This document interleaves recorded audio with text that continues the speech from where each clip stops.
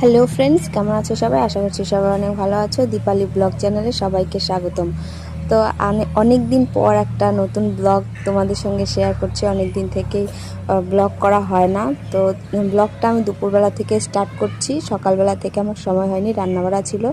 তো দুপুরে বাবা হাটে গেছিলো, মাছ নিয়ে এসছে দু রকমের। তারপরে ধান সিদ্ধ বসিয়ে দিয়েছিলাম, ধান সিদ্ধ করলাম আর ছাগলকে কিছু খেতে দিলাম। ছাগল শুধু এদিক ওদিক যাচ্ছিলো আর মা মাছ কাটছিলো।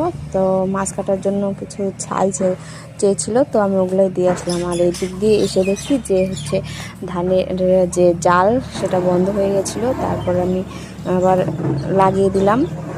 এই যে দেখতে পাচ্ছি, এটাতে ধান ভেজানো ছিল, নিচে অনেক ধান ছিল আর জল ছিল, যার জন্য আমি উঁচা করতে পারছিলাম না। টেনে টেনে নিয়ে গিয়ে ঢেলে দিলাম। আর এই যে মাছ ভাজলাম, দু রকমের মাছ ভাজা হয়ে গেল।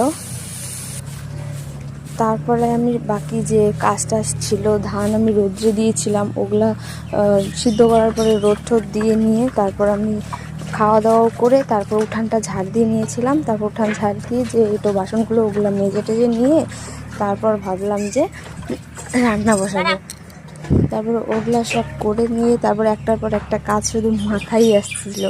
তো ছাগলেরও খাওয়া হয়নি, তারপর ছাগলকে খাওয়ালাম। খাওয়াতে খাওয়াতে সন্ধ্যায় লেগে গেছিলো। তারপরে এই যে ছাগলগুলো সবাইকে ঘরে দিলাম, ঘরে দিয়ে একটু রেস্ট নিতে না নিতেই আবার রান্না করতে চলে আসলাম। এই যে দেখছো কুমড়ো পটল এগুলা দিয়ে তরকারি রান্না করব, মাছ দিয়ে।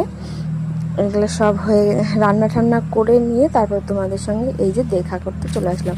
তো রান্না করে আবার রাত্রে স্নান টান করে খাবার ঘরে নিয়ে চলে আসলাম। যেহেতু বর এখনও বাড়িতে আসেনি, তো ওর একটু লেট হবে আসতে, যার জন্য খাবার আমি সব রেডি করে নিয়ে ঘরে এসে শুয়েছি। খাবো দাবো শুয়ে পড়বো। তো আজকের ব্লগটা এই পর্যন্তই, দেখা হচ্ছে অন্য কোনো ব্লগে।